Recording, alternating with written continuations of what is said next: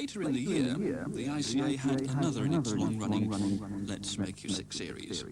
This was called Prostitution and featured all the tools of the trade and the leftovers. Its star and creator was a Mr. Genesis P-Orridge. The purpose of this little creation was what, Mr. Orridge? Or can I call you P? Basically, all it says is a very simple thing, which is that to know a person, you have to meet them. You can't go by second-hand information about a person. When the Arts Council annual report was published, the chairman, Lord Gibson, said he deplored the events at the ICA, even if he was paying for them. Still, it was only £900, and P didn't care. He was off for a tour of the States. 500. London Live, bringing you now a taste of a concert this weekend at the Lyceum.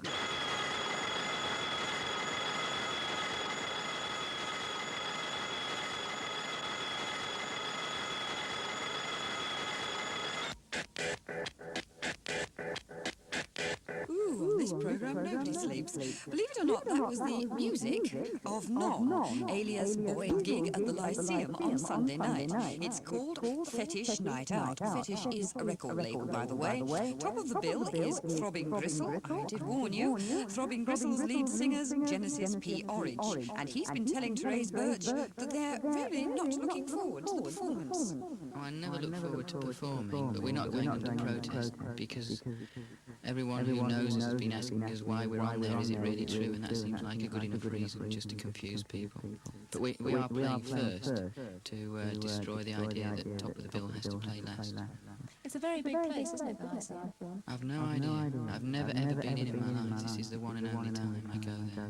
So you haven't been there to check the place out first? I'm not really interested, you know. It's just a joke venue, really. Sorry, promoters. We all have our own reasons. Tell us who else is on the bill with you. There's Clock DVA, who this year's big thing from what's happening in the music press. They play a cross between kind of funky Captain Beefheart rhythms and northern austerity religious preaching. Well, that'd be an unlikely combination, really, isn't it?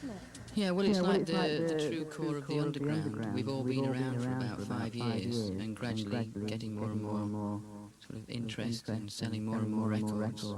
And the media have tended to accept we exist, but play down the fact that it's getting bigger and bigger. And now, in a way, this is just a symbolic event to prove that, you know, the interest is there and they can't ignore us forever.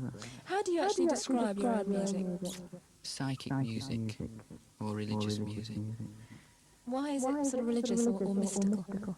I think it's the only way we can go now. I think that the technology has been explored and the sort of roots of blues music and slave music have been explored, and now we've done the industrial music.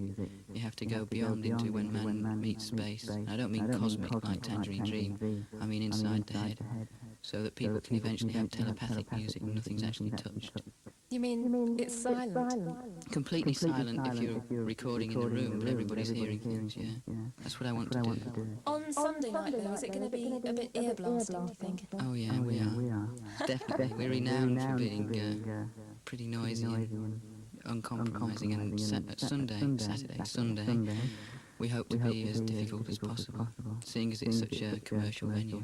And what about special effects and things? Well, we tend to specialise in that. We give a lot of advice to other people on special effects because we've got 2 people in the group who are very interested in electronics, and we use computers to process things. So we use I use a £50 bass guitar through £1,000 worth of effects. Everything goes through as many effects as we can get. And that's our speciality, really. It's just mangling and processing sound. And strange lighting and stuff like that as well. Well, not this time, because Cabaret Voltaire are going to be bringing films and lights, so we're going to have no lights at any particular time. But we're going to do a videotape of everybody, which should come out later this year as a video compilation. And what sort of audience do you attract? Is it possible to put them into any one age group? No, they're all nondescript to look at. Very nondescript. Very suburban. So you don't attract particularly outrageous... No, which I like. I mean, we had Spandau Ballet came to see us the last time we played, and Generation X and that, but they looked very uncomfortable and stayed at the bar most of the time, because they didn't fit in, because they just looked wrong, you know. Everyone else was just kind of stood there silently, taking in what happened. But we've had people from 40, 50 years old to kids of 12. We played to a school of 6 to 8-year-olds last year. Really, how did they receive it? They all thought it was great. They loved it because it was crazy. They just screamed and yelled with us, you know.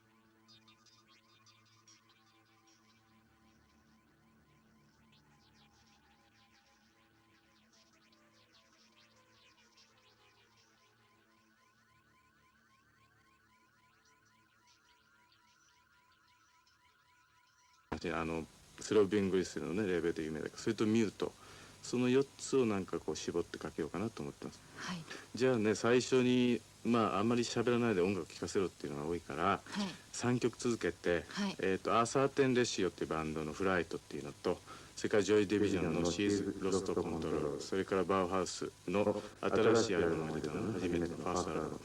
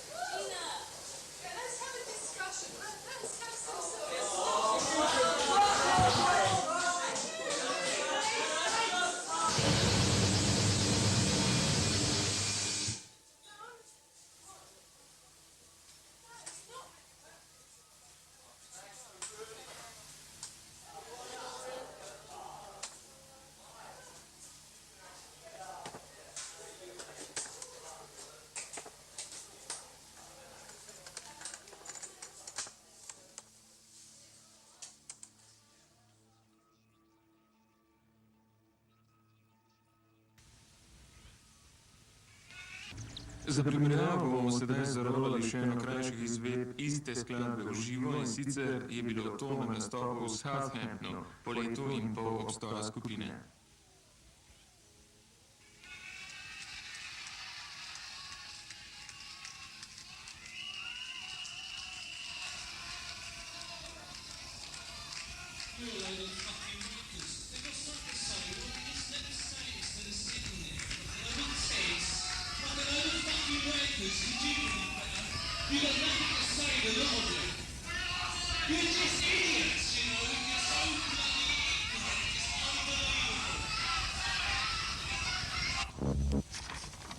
Divja, nasilna privlačnost ne more čakati.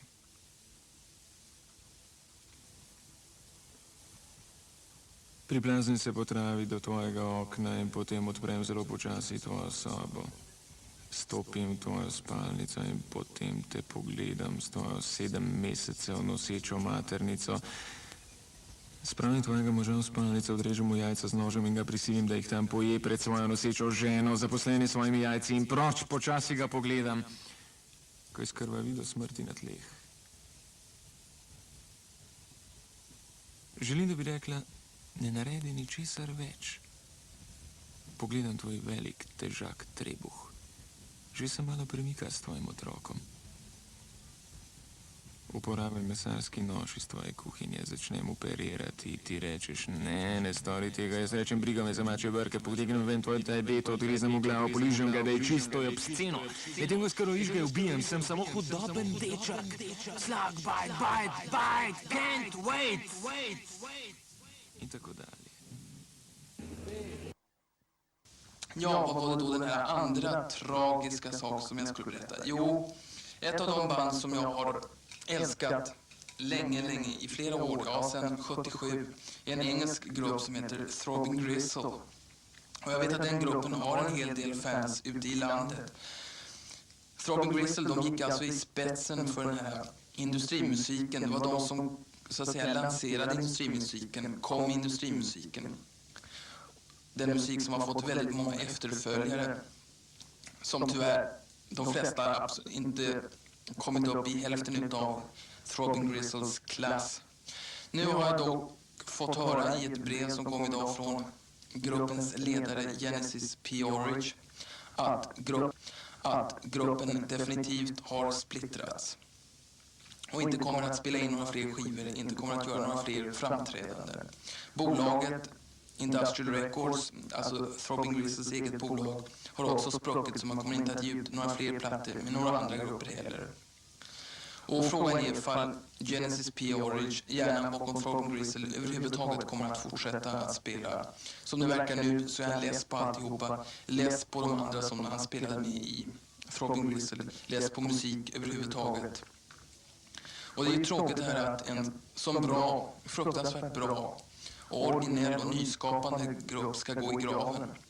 Men medan jag sitter här och torkar mina tårar och känner mig riktigt dyster, så en liten kostym, en liten hyllning så här i de skälvande sista sekunderna med Throbbing Gristle. En liten hyllning alltså till denna fina grupp. Vi ska höra ett spår ifrån den sista plattan gruppen gjorde. En 12-tums singel som heter Discipline, som är inspelad live i Manchester och i Berlin alltså. Vi ska lyssna på Berlinsidan. Låten heter alltså Discipline, gruppen heter Throbbing Gristle och de finns alltså inte mer, tyvärr. Och med det så är dagens Nybok slut. Nästa vecka är alltså Håkan Persson som tar över. Nu gråter alla industrimusikvänner, alla vänner utav Throbbing Gristle. För det här är Discipline med numera avsomnade gruppen Throbbing Gristle.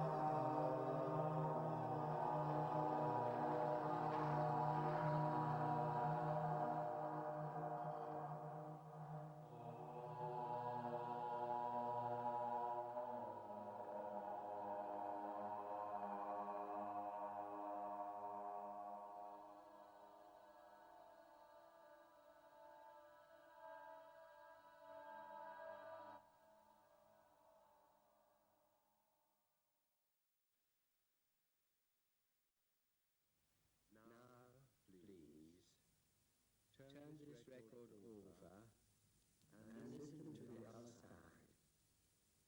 a sickening outrage, sadistic, obscene. The Arts Council must be scrapped after this. So spoke a Tory MP in the British Parliament of a performance by TG at the ICA in October 1976. Don't let that worry you.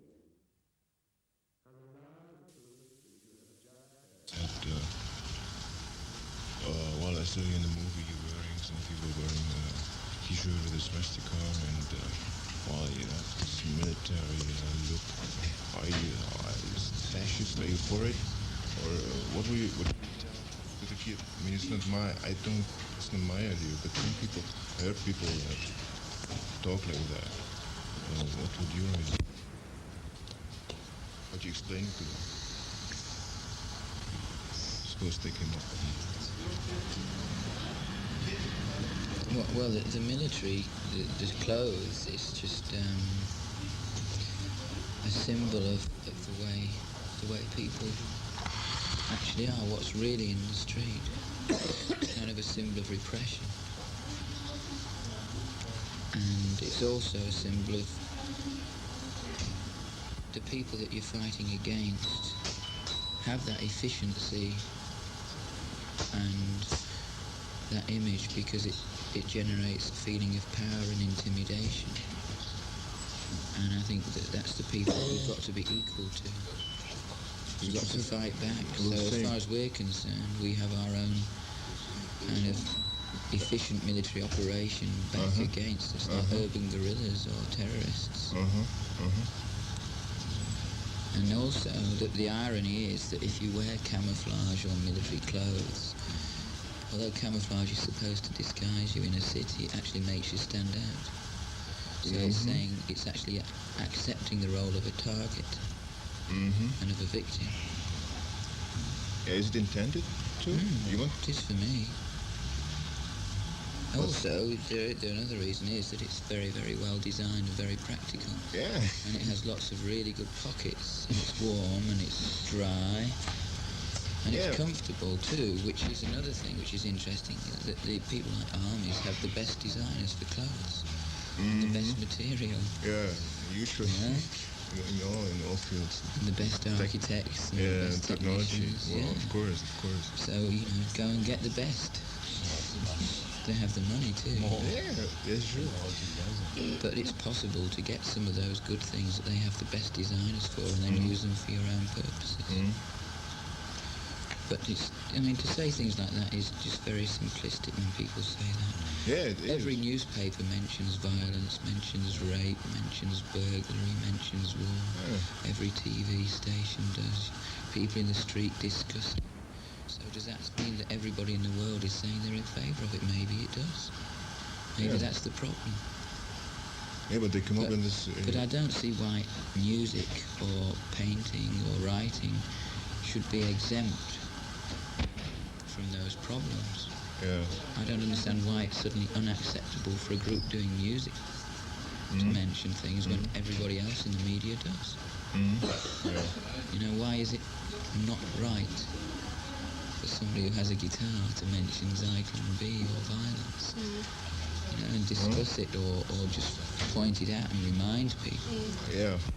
And I think it shows it's a good thing to do if it still retains an element of surprise, because people are not used to music actually telling them about the real world. They're used to it being an escape. See? It's like an opium. It's the opium of the masses now instead of gin, the television. And young people basically want to be like their parents. They want to sit back and hear music and tap their feet and have a good time and get drunk and go away and nothing happened. And their parents do the same with TV. But people will come up and say, well, it's misunderstanding. It's not my idea, but I know from people, the majority, like with a band like you, they say, well, you're encouraging the violence. I mean, it's shit. They have this idea. I don't know why. All they have to do is think about what would happen to us if there was a fascist government. Would we still be allowed to go around and do what we do? And it's obvious that we would not, and we'd probably be taken away and shot, you know. So.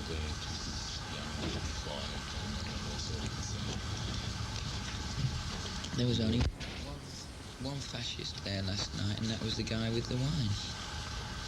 Because to me, real fascism is when you allow people to have information, right? We don't say that everybody who watches us should like it.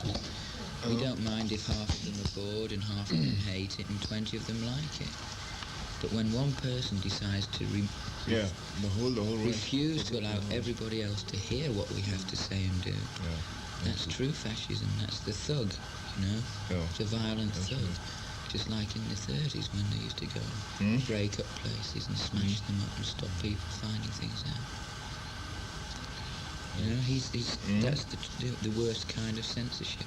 To not allow people to speak. And then to laugh and make it into a joke. Or pretend that it's some kind of left-wing politics. You know? Or it's some act of freedom. It's only freedom for one against 400 or 500. That's not real freedom. He should just walk home. You know, if he doesn't like it, he can walk home. If he wants the money back, he can have the money back.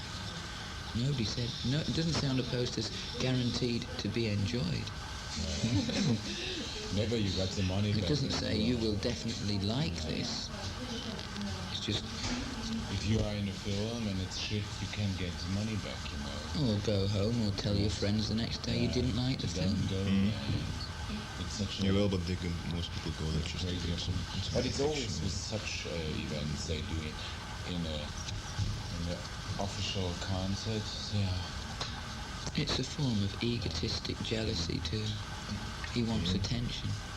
To do something like that, he becomes the person with the power in the room. He has stopped everything. He has made these people quiet. Therefore, he's a big man, you know, clever.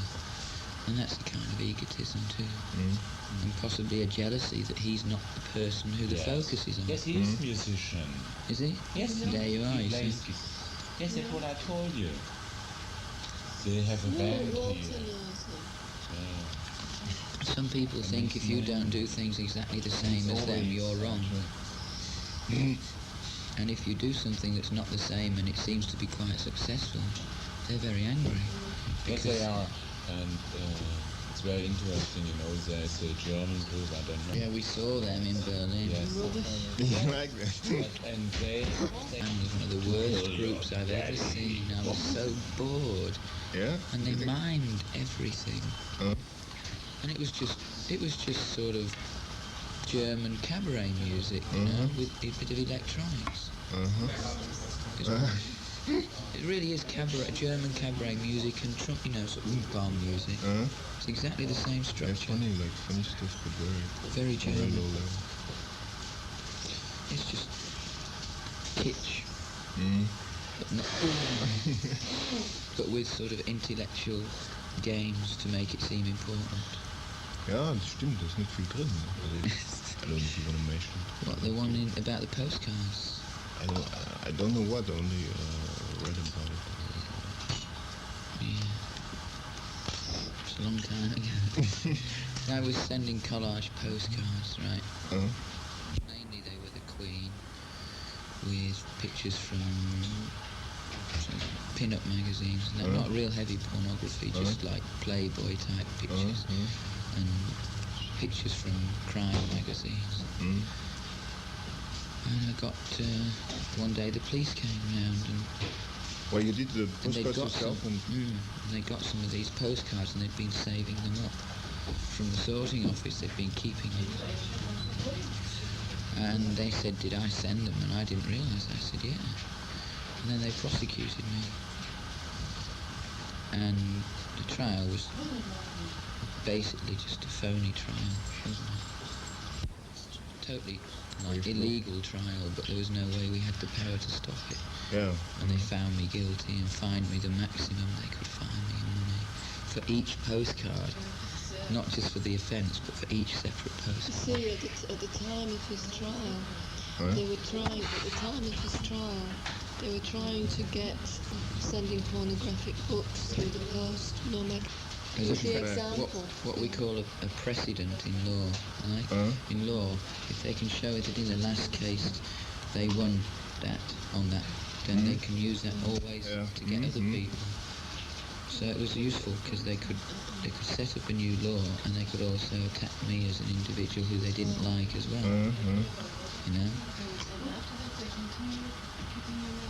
Still, oh yeah, even now. They open it and take what they want and send the rest of it. And that's why we have to go to different parts of London to send our mail. Because they have, like, there's only one sorting office in our area. They know the people we write to regularly, and they can recognise the Good job they gave us the books, because they wouldn't have got We'd never have got them. unless you register. Probably Unless you not. register them, you know, you can insure them. And raided the studio and went through our mail at the studio and our filing cabinet and opened letters we hadn't posted to see what we were sending people. They can't get in without a search warrant. Warrant for the third floor above us for drugs. While they were in, they smashed open our studio, and they spent all their time in our studio. It's a good idea. Because a drug warrant can cover anything. But they didn't look for drugs. I mean, they were looking through letters. No way they had. Then they took me to the police station, and they locked me in the police station. Well, first they took me to the house and searched the house with no warrant. Then they took me to the police station and locked me in the police station, and then in the afternoon they said, "You can go, you've done nothing." And I said, "I knew that this morning." And it was, again, it's illegal, but it costs, in England, it costs a lot of money to try and do anything. And there's no point, because whatever information they want, they've already got anyway. And they just keep coming back, so. And always watching. I complained about it recently, and I got a letter from the post office admitting they were still going through my mail and saying, "We're very sorry." But they worded it very carefully, though. So although they admit that they're illegally opening and stealing my mail, it's not quite worded so you can prosecute them. You can? No. Yeah, it's very... It's very carefully worded. In England, but they know I haven't got thousands of pounds to do it. If I had, I would. Just to be difficult, I would be, you know, even if I lost, I would do it just to be difficult. Because at least it would publicise the problem, because it's not just me. It's like recently they admitted that they were tapping phones in England. and now it's gone very quiet. For 2 days it was in the newspapers that the phones were being tapped. You know, tapped. Here too. Yeah. And then suddenly they have a big building in London that does only that. And now it's very... for the phone. Before it was in the papers. And then about 2 weeks later there was a thing in the papers, so everyone thought, oh yes, very appropriate, you know. And then suddenly it disappeared, but we put a page in the new newsletter about phone tapping, yeah. So... Oh, you did it? It was something else. I mean, in England there is this myth amongst the people that England is different, you know, but they've actually proven that more phone tapping happens in England than Germany and America. The video. You know, it's actually worse. And although the police are supposedly not armed, they had guns in London issued something like 4 times a day last year, and there was no way there was 4 violent crimes a day where they needed guns. In other words, they're always carrying guns, some of the police, but they're technically not armed. And yet, you know, it's amazing, whenever anybody robs somewhere with a gun, there's always the policemen who arrive just happen to have guns and shoot them, you know, or arrest them. And they always keep showing it on the television now. Whenever there's a siege or anything, they always show you the policemen all like this with guns to get people used to the idea that policemen, it's okay, you know, they need them, and the image sticks that policemen with guns and it's okay. So now people accept that there's always guns. And yet they still think of the police as not having guns. It's kind of schizophrenia. It's very good control. Because they boast that we don't have armed police, we don't need police with guns, and yet they also go, yes, but they need guns for this stuff. They don't need to. It's much better. The police are not armed. People get used to the idea. Yeah, but they don't have to say officially that we have armed police, because they are anyway. But aren't there any people who can No. Also, it's virtually impossible to recognise who is a policeman and who isn't. They have a special police group. They have a lot that don't wear any uniform. I was interviewed by a kid who was like 17 and who had just the kind of kid who you go to and say, here's 10 quid, what do you think about this? But he was a detective. Yeah. 17 years old? He was like 5 foot. Actually worse than anybody realised. You know, it's very subtle in England what's happening, but it's getting really bad. The control is getting really tight. Yeah. Yeah. Because it doesn't get it's just in the public, you know, it's just... Yeah, it's all very secret, and it's all kind of, don't worry, it's for your own good. Yeah. Well, it's the same over here. But over here it's kind of more blatant, you know. I mean, obviously there's the secret thing too. Mr. Who? Yeah. 23. Yeah? Oh.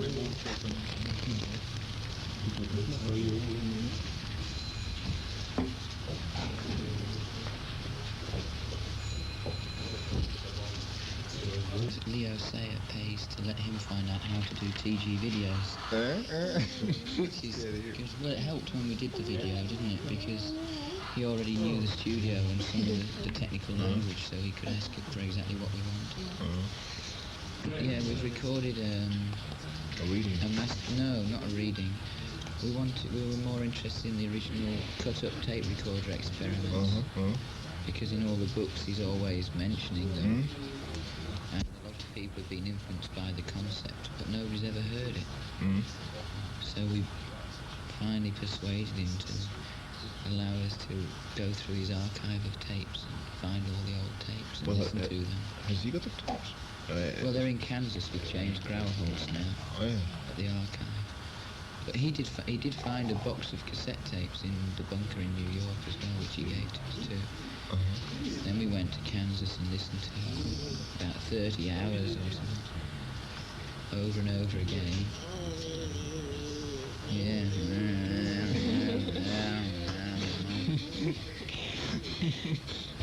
Which was 105 degrees. And then we chose what seemed like good examples of the different techniques he used in the cut-ups, and made an LP master tape from those. But we have had another 22 hours on cassette of stuff as well. And it's going to be called Nothing Here Now But the Recordings. And there's a section from the Beat Hotel in Paris where there's Burroughs and Guyson and Corso and Sinclair Bayliss from South Africa, and they're all talking and laughing about lobotomies, and then suddenly Burroughs says he's going to do a cut-up, and he's got this letter, and you can hear him crumpling the paper and cutting it up and singing a little black magic mantra, and then he puts it together and reads it out, and actually like a minutes to go. Yeah. And then he reads out the letter, so there's a cut-up. And then at the very end, he suddenly says, doesn't make much sense. But I mean, that's like about as raw and near the roots of the source as you can get, is actually to hear the whole cut-up made. Yeah. The minutes to go period, you know. And then there's other experiments from the early 60s when he went back to London and was working with... Yeah, he worked a lot. With Ian Somerville.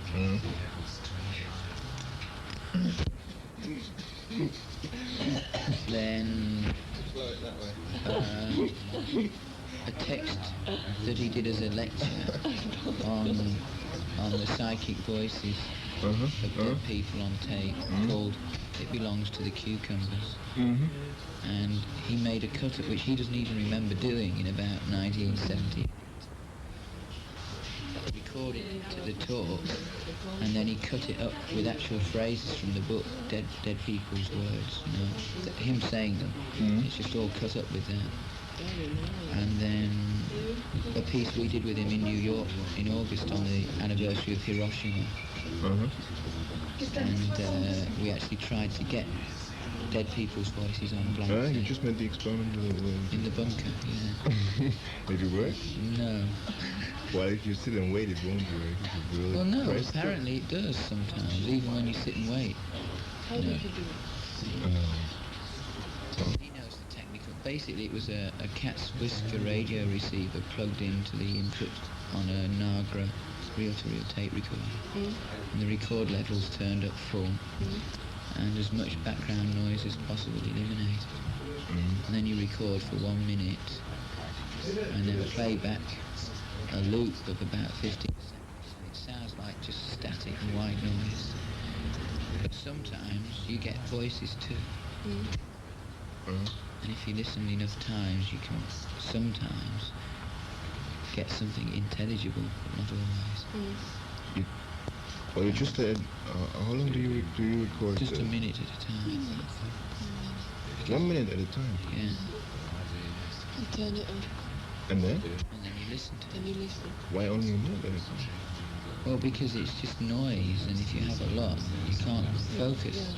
And a minute is long enough for a sentence, and it's actually like a seance. You actually ask questions. Like, is there anybody there who wants to speak to us? And then maybe they'll say something. They say, what's your name? Do you have a message? Do you think we should bother with this experiment? And what coloured underwear am I wearing? Is my mother there? I'd like to talk to her.